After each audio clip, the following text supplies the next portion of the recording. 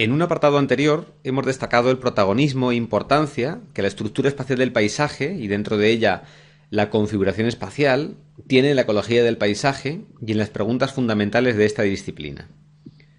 Disciplina que trata de entender cómo dicha configuración espacial y sus cambios influyen en los procesos ecológicos y en los objetivos de gestión y conservación. Posiblemente el aspecto que, dentro de los relativos a la configuración espacial, ha tenido y tiene un mayor protagonismo es el de la fragmentación del hábitat. ¿Pero qué es la fragmentación del hábitat? Es un concepto bastante intuitivo. Podemos definir la fragmentación como el proceso mediante el cual una gran extensión continua de hábitat se transforma en un conjunto de múltiples teselas de menor tamaño, distantes entre sí y separadas por otros tipos de cubierta o usos del suelo diferentes del propio hábitat. Es el proceso que se ilustra en la figura. Como es obvio y visible en esa figura, la fragmentación implica una pérdida de continuidad física entre los diferentes parches de hábitat que, eventualmente partiendo de una única tesela continua de hábitat, se van generando a lo largo del proceso de fragmentación. Hay un amplio consenso en que la fragmentación de los hábitats representa una de las mayores amenazas para la conservación de la biodiversidad. Esto no solo es así en el ámbito científico, sino que se ha trasladado con intensidad a planes y políticas de conservación e incluso a nivel legislativo en diferentes países. Consideremos el siguiente ejemplo, apoyándonos en la figura ilustrativa del proceso de fragmentación. Supongamos que estamos en la situación inicial, previa a la fragmentación y degradación del hábitat, cuando tenemos una única tesela o parche de gran extensión. En esa situación inicial, realizamos un censo faunístico, centrándonos, por ejemplo, en la avifauna, y encontramos que en ese hábitat, ahora compuesto por una única tesela continua, tenemos un total de 10 especies de aves diferentes. Supongamos que, tras producirse el proceso de fragmentación, nos encontramos en la situación de la imagen derecha. Realizamos un nuevo censo en las zonas de hábitat que existen tras la fragmentación, un censo que sea comparable en metodología y esfuerzo de muestreo al realizado en la situación inicial, y encontramos que hay un total de solo 3 especies de aves diferentes en el hábitat fragmentado de la derecha. La pregunta sería, ¿cuántas especies se han perdido como resultado de la fragmentación del hábitat?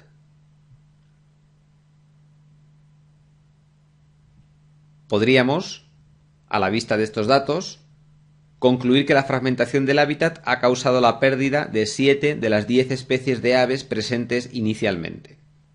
Es decir, que la fragmentación del hábitat ha provocado la pérdida del 70% de la riqueza de especies original. ¿Estamos de acuerdo con esa conclusión? ¿La fragmentación ha causado la pérdida de 7, de más de 7 o de menos de 7 especies? Suponemos, en este ejemplo, que el resto de los factores distintos a la propia distribución del hábitat son iguales en los dos casos que estamos comparando. Bien, para responder con más fundamento a esta pregunta, consideremos otro posible cambio que podría haber ocurrido en este mismo paisaje. Imaginemos que el cambio en la distribución del hábitat hubiera sido el de esta nueva figura que se muestra en la parte inferior de la pantalla. Nótese que en este caso la superficie de hábitat que tenemos en el paisaje es la misma que la resultante en el caso de la fragmentación del hábitat correspondiente al cambio anterior, al de la parte superior de la imagen. Pongamos que inicialmente partíamos de 300 hectáreas y ahora tenemos 140 hectáreas de hábitat en los dos paisajes resultantes que se muestran en los dos tipos de cambio de la pantalla. La diferencia es que ahora, en el nuevo cambio que se muestra en la parte inferior, toda la superficie de hábitat está reunida en una única tesela continua, a diferencia de lo que ocurría en el cambio mostrado en la parte superior, en el que la superficie de hábitat remanente se encontraba distribuida en diferentes teselas, fragmentada en parches separados unos de otros. Supongamos que realizamos de nuevo un censo de la avifauna en esta nueva situación de la parte inferior de la figura y encontramos que la riqueza de especies de aves es 5. ¿Cuál es entonces la pérdida de especies causada por la fragmentación del hábitat? 7 especies u otro número. Consideremos qué ha pasado en cada uno de estos dos cambios. En el cambio de la parte superior ha habido un proceso tanto de pérdida de hábitat como, adicionalmente, de fragmentación del mismo. Sin embargo, en el cambio de la parte inferior solo ha habido pérdida de hábitat, sin que haya habido adicionalmente fragmentación de la menor cantidad de hábitat que queda en el paisaje. El cambio de la parte superior ha causado la pérdida de 7 de las 10 especies que había en el paisaje, pero esto ha sido consecuencia no solo de la fragmentación del hábitat, sino también de la reducción en la cantidad de hábitat que hay en el paisaje. En el cambio de la parte inferior se han perdido 5 de las 10 especies, y esto ha sido consecuencia del único proceso que ha ocurrido en este cambio, que es el de la pérdida de hábitat. Y además una pérdida de hábitat de la misma magnitud que la que ocurrió en el cambio de la parte superior de la figura.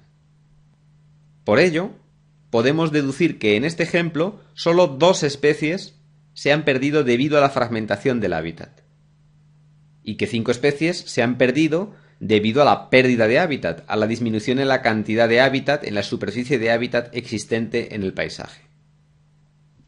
De hecho, el efecto en la riqueza de especies debido exclusivamente a la fragmentación en sí misma correspondería al del cambio, marcado por la flecha de color rojo, del paisaje resultante inferior al superior, ambos con la misma cantidad de hábitat, pero el de arriba fragmentado y el de abajo no.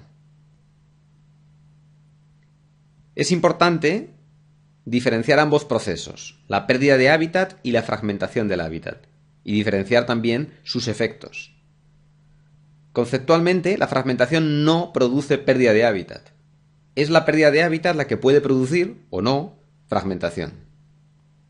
Para que haya fragmentación del hábitat, debe haber, previa o simultáneamente, al menos alguna pérdida de hábitat, aunque sea pequeña. Mientras que puede haber pérdida de hábitat sin fragmentación, como en el ejemplo del cambio de la parte inferior de la figura. Si, cuando tenemos simultáneamente pérdida de hábitat y fragmentación, como en el ejemplo de la parte superior, cometemos el error de asumir que todos los impactos de los cambios que han ocurrido en el paisaje son debidos a la fragmentación del hábitat, incurriremos en una sobreestimación de los impactos reales de esa fragmentación, atribuyéndole efectos que no son propios, sino correspondientes realmente a la menor cantidad de hábitat existente en el paisaje. En el caso del ejemplo de la figura, cometeríamos el error de suponer que han sido 7, en vez de 2, las especies que han desaparecido como consecuencia de la fragmentación. Es evidente que en los cambios reales en los paisajes, fragmentación y pérdida de hábitat se suelen producir de manera simultánea y combinada, por lo que en la práctica resulta difícil separar ambos procesos y sus efectos. En general, no contaremos con la posibilidad de realizar la comparación ilustrada por el ejemplo sencillo de la figura, lo que está relacionado con la dificultad de manipulación experimental del paisaje que comentábamos anteriormente en el curso. Sin embargo, y a pesar de que esa diferenciación de los efectos de uno y otro tipo de cambio sea difícil en la práctica, es necesario tenerla presente para evitar dar recomendaciones de gestión o realizar actuaciones en el paisaje que puedan ser erróneas o sesgadas. Por ejemplo, ¿qué podría ocurrir si asumiéramos que son 7 las especies que se han perdido debido estrictamente a la fragmentación del hábitat? Pues podríamos dar la indicación de gestión de que pasando del paisaje de la parte superior al de la parte inferior de la imagen, según se indica con la flecha verde, se recuperarían 7 especies de las antiguamente presentes en el paisaje, justificando en base a esos números una determinada inversión en la actuación o restauración correspondiente. Sin embargo, tras realizar esa actuación, no encontraríamos 7 especies más, sino solo 2, tratándose de una inversión mucho menos eficiente que lo previsto por nuestro poco cuidadoso análisis. Esto puede ser especialmente grave teniendo en cuenta que los recursos disponibles en conservación son generalmente escasos, lo que obliga a ser muy cuidadoso y seleccionar muy bien las medidas que puedan tener los efectos mejores y más notorios. La fragmentación puede agravar o causar perjuicios adicionales a los de la pérdida de hábitat sobre las especies, y de hecho en muchas ocasiones los causa. Pero en general, los efectos de la pérdida de hábitat suelen ser más importantes que los de la fragmentación en sí misma, como ocurre en este ejemplo puramente ilustrativo que hemos dado, en el que 5 especies desaparecen por la pérdida de hábitat y 2 por la fragmentación.